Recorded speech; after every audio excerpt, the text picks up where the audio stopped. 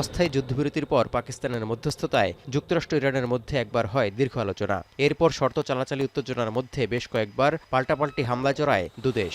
এমন উত্তপ্ত আবহে ইরানে যুদ্ধ বন্ধে ট্রাম্পকে বাধ্য করতে মার্কিন প্রতিনিধি পরিষদে একটি রেজলিউশন পাশ হয়। এরপর ইরানের বিরুদ্ধে অপারেশন এপিক ফিউরি শেষ হয়ে গেছে এবং মার্কিন বাহিনী আর ইরানে হামলা করছে না বলে দাবি করেন পররাষ্ট্রমন্ত্রী মার্কো রুবিও।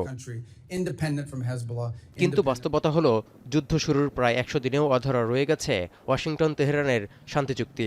এরই মধ্যে দ্বিতীয়বারের মতো যুক্তরাষ্ট্র ইরানের আলোচনার সম্ভাবনা তৈরি হয়েছে। সূত্রের বরাতে এমন খবর প্রকাশ করেছে বেশ কয়েকটি আন্তর্জাতিক গণমাধ্যম।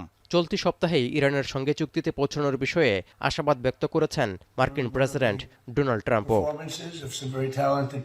এই আওতায় ইরানের সমৃদ্ধ ইউরেনিয়াম তুলে নিতে বিশেষ অভিযান পরিকল্পনা থেকে সরে আসার ঘোষণাও দিলেন মার্কিন প্রেসিডেন্ট। তবে দেশটিতে কিছুতেই সমৃদ্ধ ইউরেনিয়াম থাকতে পারবে না সে বিষয়ে অনড় ডোনাল্ড ট্রাম্প। আর চুক্তি সই হলে ইরানের নতুন সর্বোচ্চ নেতা মুস্তফা খামেনির সঙ্গে সাক্ষাতের বিষয়ে ফের আগ্রহ প্রকাশ করেন মার্কিন প্রেসিডেন্ট।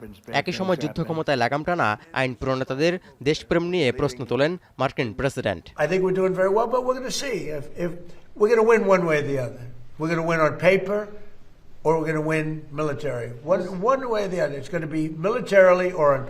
এই যখন অবস্থা, তখন লেবানন থেকে ইসরায়েলি সেনাদের সরিয়ে না নিলে মধ্যপ্রাচ্যে কিছুতেই শান্তি ফিরবে না বলে মন্তব্য করেছে আইআরজিসি। ইসরায়েলি আগ্রাসন বন্ধের শর্তটি শুরু থেকেই ছিল বলে ওয়াশিংটনকে আরেকবার মনে করিয়ে দিল তেহরান। এমনকি ইরানে মার্কিন ইসরায়েলি হামলায় সাহায্য করার জন্য ফের সংযুক্ত আরব আমিরাতকে অভিযুক্ত করলেন ইরানের পররাষ্ট্রমন্ত্রী আব্বাস আরাকচি। এছাড়া নিরাপত্তার স্বার্থে সর্বোচ্চ নেতার সঙ্গে ট্রাম্পের সাক্ষাৎ সম্ভাবনা নাকচ করে দিয়েছেন তিনি।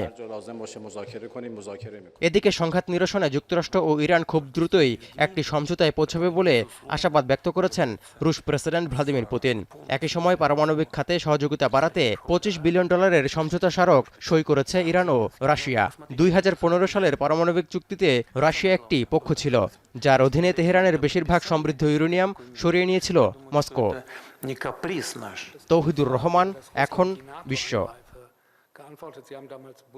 72 ঘন্টা ময়েশ্চার লক সমৃদ্ধ লিলি বডি ওয়াশ। শিয়া বাটারের গুডনেস স্কিন রিপেয়ার করে রাখে সফট ও গ্লোয়িং।